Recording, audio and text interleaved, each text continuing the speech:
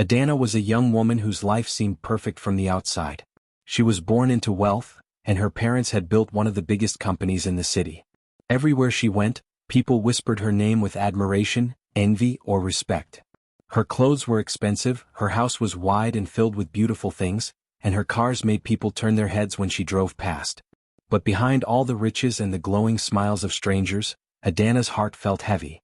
She often wondered if anyone truly cared for her as a person or if they only saw the money and the power attached to her name. She would walk through her mansion at night, her footsteps echoing against the marble floor.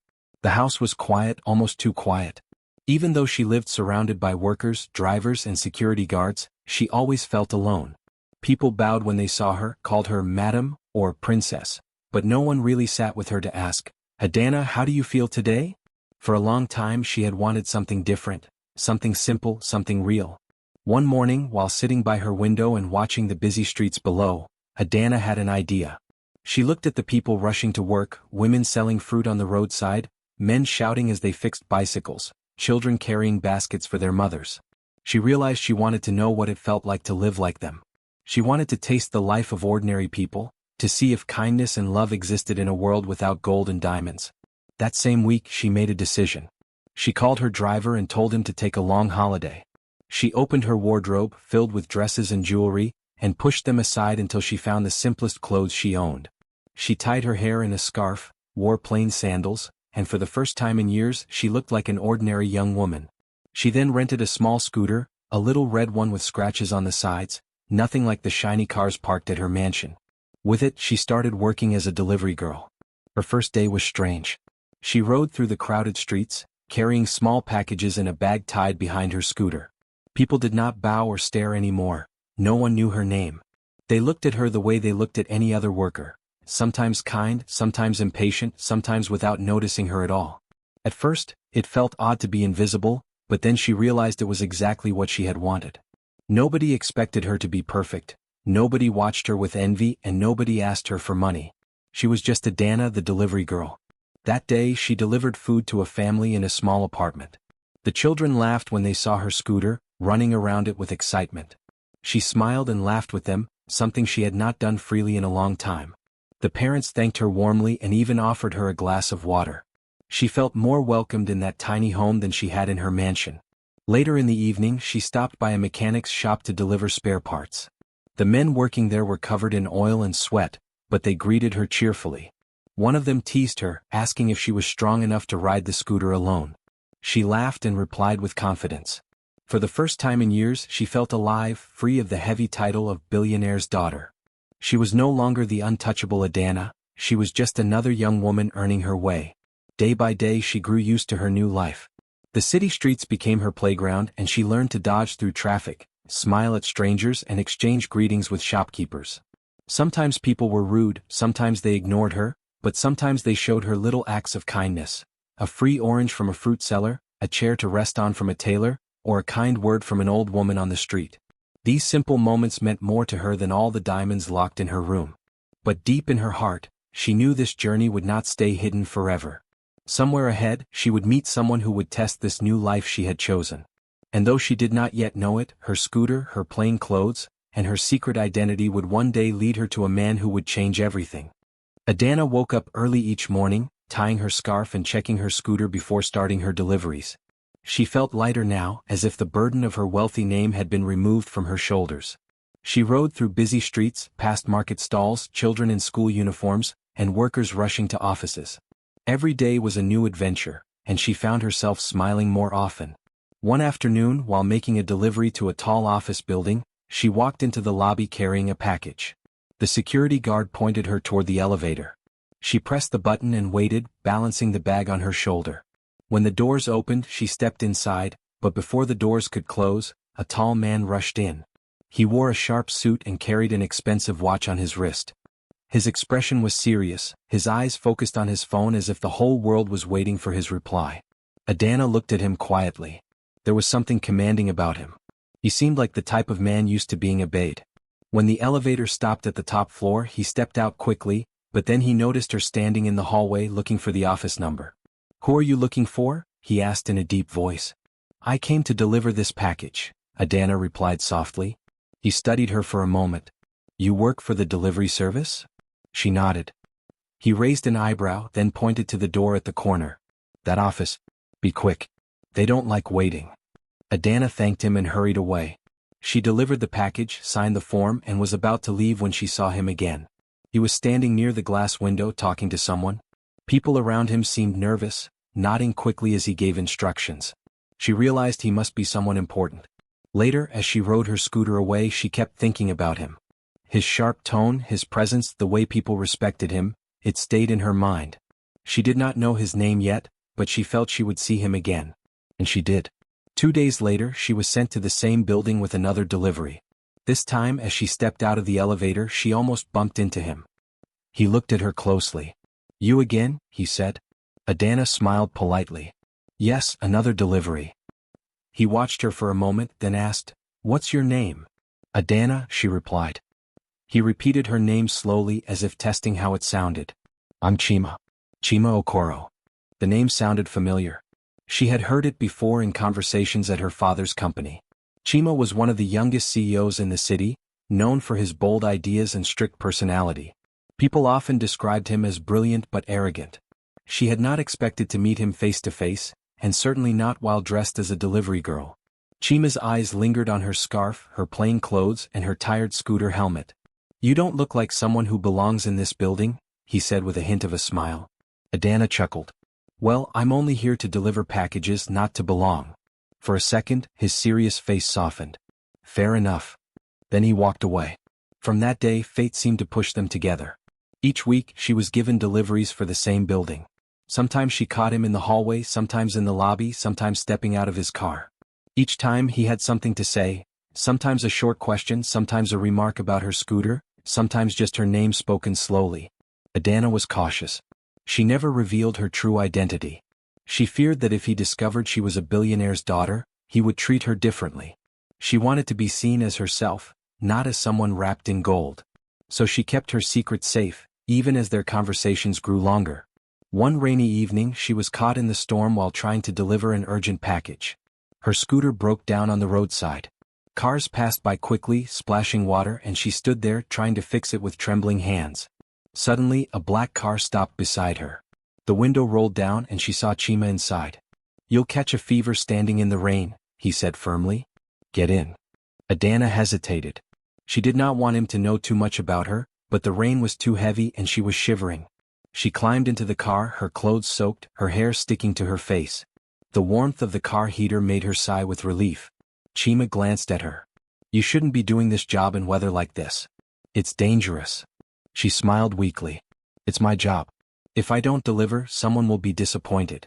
He shook his head, clearly puzzled by her dedication. You're different from most people I meet.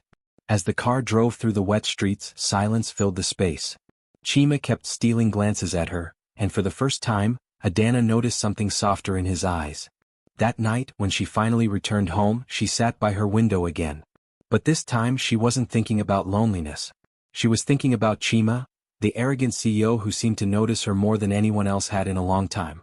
And though she tried to push the thought away, a small spark had been lit in her heart. Adana's life began to feel like it carried two faces. In the mornings, she was still the billionaire's daughter, living in a large house with servants who cared for every detail.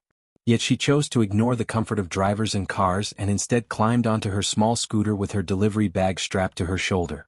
To her, the scooter meant freedom. It was the bridge to the world where no one knew her name or her father's business empire. Her deliveries took her through every part of the city: the noisy markets where women bargained over baskets of yam and cassava, the narrow streets where children ran barefoot, the tall glass buildings where men in suits rushed past her without a glance. Everywhere she went, she felt invisible and she liked it. People saw her only as a delivery girl. No one bowed, no one whispered about her father's money, no one asked her for favors. But there was one person who seemed to see her more clearly than others: Chima. At first, she thought their meetings were simple accidents, the kind of coincidence life throws at you without meaning. But soon it became too frequent to ignore. Almost every week she found herself at his company building, and almost every time he appeared. Sometimes he asked her small questions: how her scooter was holding up, what areas she delivered to, if she ever thought about doing something else with her life. Other times he simply stood in silence near her, as if her presence alone was enough. Adana tried to keep their exchanges polite and distant, but she could not deny the quiet pull she felt whenever he was near. Chima had a way of speaking that mixed authority with curiosity, as though he was used to controlling the world but did not quite know how to control his interest in her. One afternoon, while she was waiting in the lobby for someone to sign her delivery papers, Chima approached her. He was not smiling, but his eyes looked softer than usual. "Adana," he said slowly, "you are not like other people who come here. You carry yourself differently. Who are you really?" Her heart jumped, but she kept her face calm. "I told you already. I'm a delivery girl." He studied her for a moment. "Somehow, I don't believe that is all." Adana forced a small laugh. "Well, whether you believe me or not, that's what I do." Before she could say more, a colleague called him and he walked away. But his words echoed in her mind long after. Could he already suspect her truth? If he ever found out she was hiding her real life, would he feel betrayed? The days passed and their bond grew quietly. Sometimes Chima offered her a ride when he found her struggling with packages too heavy for her scooter. Sometimes she refused, not wanting him to grow too curious about her. Other times she accepted, enjoying the rare comfort of sitting beside him in his black car while he asked her about her thoughts on life, on people, and on dreams. One evening, Chima surprised her by asking if she would sit for coffee with him. At first she hesitated, but then she nodded. They met at a small cafe tucked away on a quiet street. Adana wore the same plain clothes she used for work, but somehow she still carried grace. Chima leaned forward, his elbows resting on the table. "Do you know what people say about me?" he asked suddenly. Adana shook her head.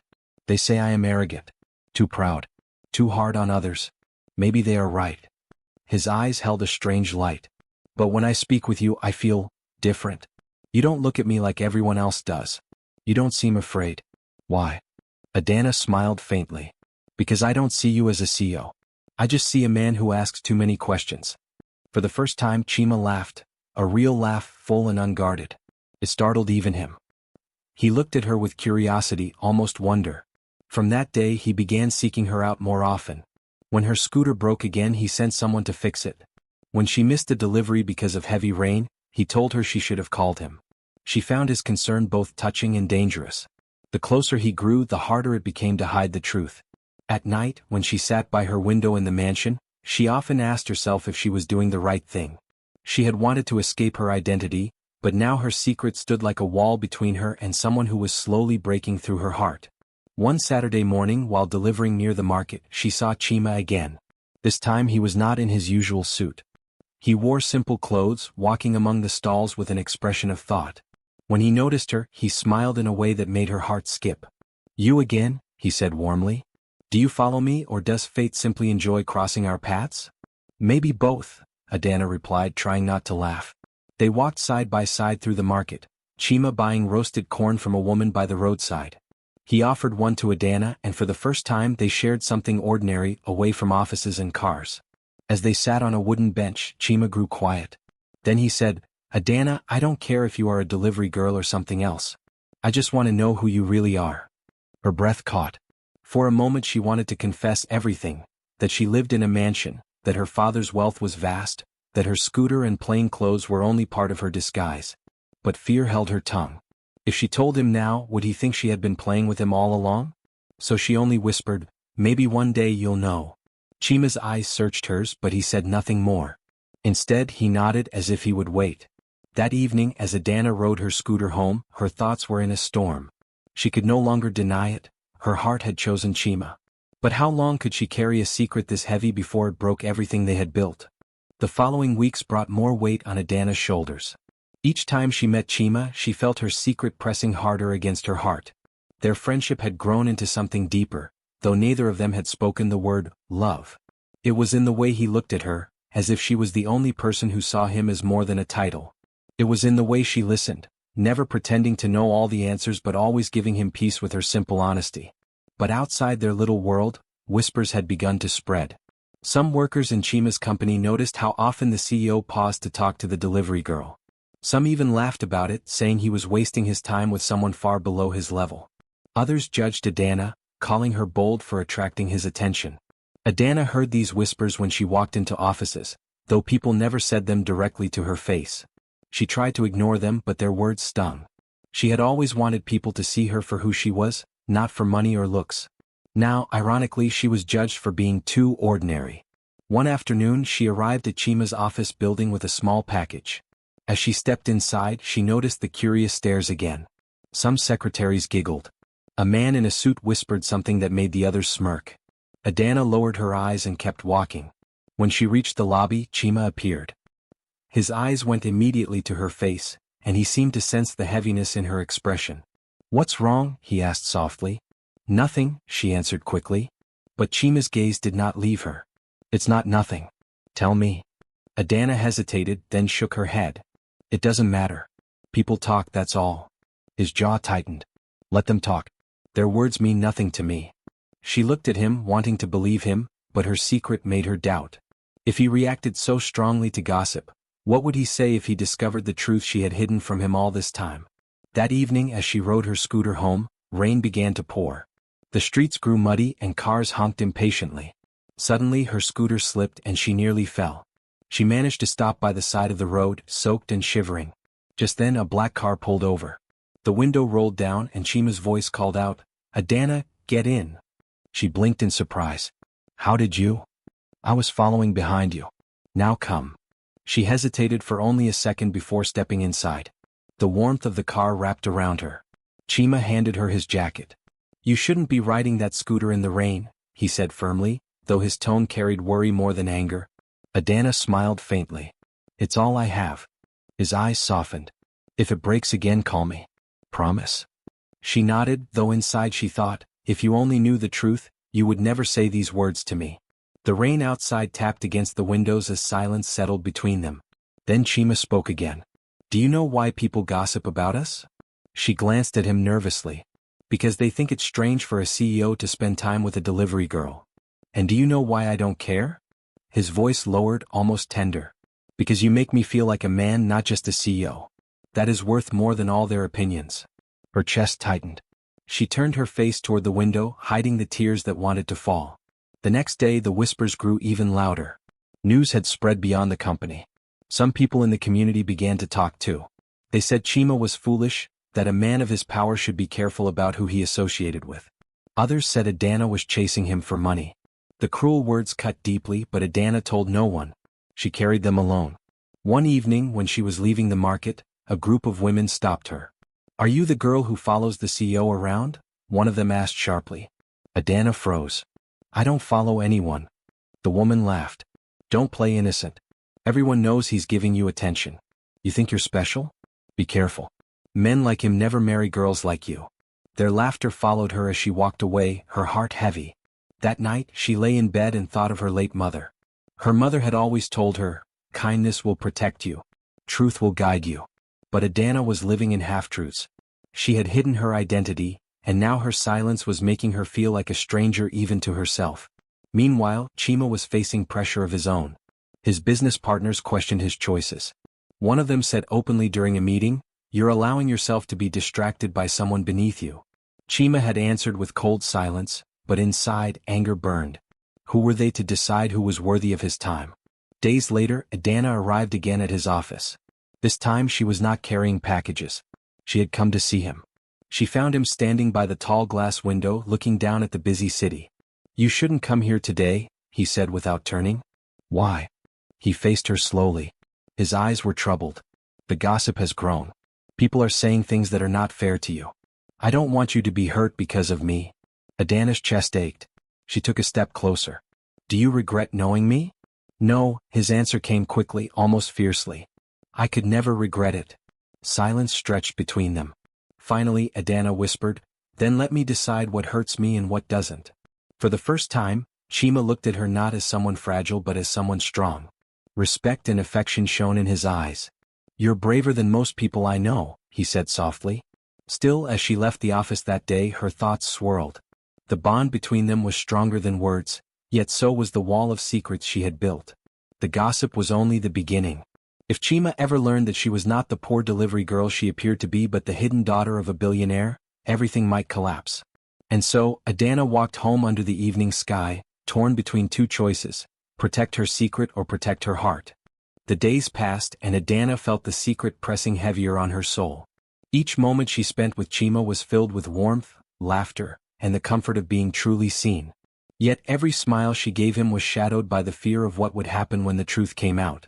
She knew she could not hide forever.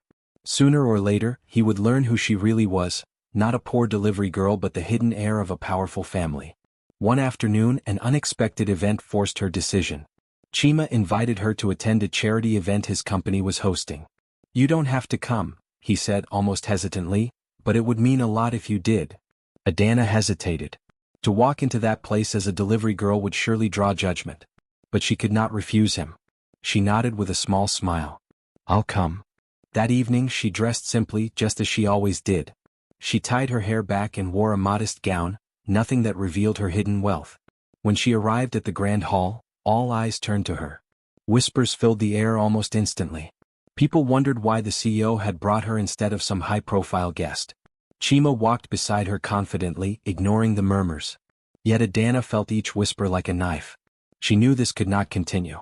She could not let him defend someone who was not truly who she seemed. As the evening went on, a group of business rivals approached Chima. They smiled politely but their words were sharp. "So this is the girl everyone talks about?" one of them asked. "Interesting choice, Chima. Not what we expected from you." Chima's jaw tightened, but before he could answer, Adana stepped forward. Her voice was calm but steady. "You shouldn't judge someone by what you see on the outside. A person's worth is not in titles or wealth, but in kindness and truth." The men looked surprised but they only smirked and walked away. Chima turned to her, admiration shining in his eyes. "You didn't have to do that," he said softly. "Yes, I did," she replied. Her heart pounded as she realized the moment had come. She could not keep the truth locked away any longer. Later that night, when the event was nearly over, Adana asked Chima to step outside with her. The moonlight lit the quiet garden where they stood. She took a deep breath, her hands trembling. "There is something you don't know about me," she began. Chima frowned slightly. "What is it?" "I am not who you think I am." She paused, gathering courage. "I'm not just a delivery girl. I was born into wealth. My family is one of the richest in the city. I chose to hide my identity because I wanted to know how people treated me when they thought I had nothing." Chima stared at her in silence. His eyes widened slightly, not with anger but with shock. "You, a billionaire's daughter?" She nodded slowly, tears brimming in her eyes. "Yes. I should have told you from the beginning. But I was afraid. Afraid you would see me differently or think I was playing games. I wanted someone to care for me as a person, not for my money or family name. And then, I met you." For a long moment, Chima said nothing. The night air grew heavier and Adana's heart ached. "If you're angry," she whispered, "I will understand. If you never want to see me again, I won't stop you." Finally, Chima spoke. His voice was low, thoughtful. "All this time, people thought you were too ordinary for me. And now, the truth is that you are far above me in wealth and status." He gave a small, almost ironic laugh. "How strange." Adana's tears spilled over. "I never wanted it to come between us." Chima stepped closer, his eyes softening. "Adana, when I look at you, I don't see riches or poverty. I see the girl who rides her scooter in the rain, who carries packages with a smile, who listens to me when no one else does. That is the person I care about. That is the person he paused, searching her eyes. "The person I love." Her breath caught. You love me?" "Yes," he said firmly. "And nothing you have confessed changes that. If anything, it proves how much your heart values truth and humility." Adana let out a shaky laugh through her tears. Relief and joy flooded her chest. "I love you too, Chima." The silence between them was no longer heavy. It was gentle, filled with understanding. For the first time in weeks, Adana felt free. She had spoken the truth, and instead of losing him, she had found something stronger. In the weeks that followed, the story of the billionaire woman who worked as a delivery girl spread quietly. At first, people were shocked. Some mocked, others admired. But those who truly listened understood the lesson behind it. Adana had proven that wealth did not define kindness, and humility did not lessen dignity. Together, Adana and Chima continued to build their bond. She no longer hid her identity, but she still lived simply, often choosing to visit the markets and ride her scooter. Chima admired her even more for staying true to herself. One afternoon, as they walked through the market where she once carried packages, an old trader greeted her warmly. "Ah, delivery girl. You've not forgotten us." Adana smiled and replied, "I will never forget where I came from." Chima looked at her then, his heart full of pride. He knew their journey had been tested by whispers, lies and fear, but it had survived. Their love had grown not from wealth or power but from truth, respect and courage. And so, the billionaire woman who once hid behind a simple uniform and the CEO who once carried the weight of loneliness found each other. Their story became a reminder that love is not about status or fortune, but about seeing someone's soul clearly and choosing them again and again. The end.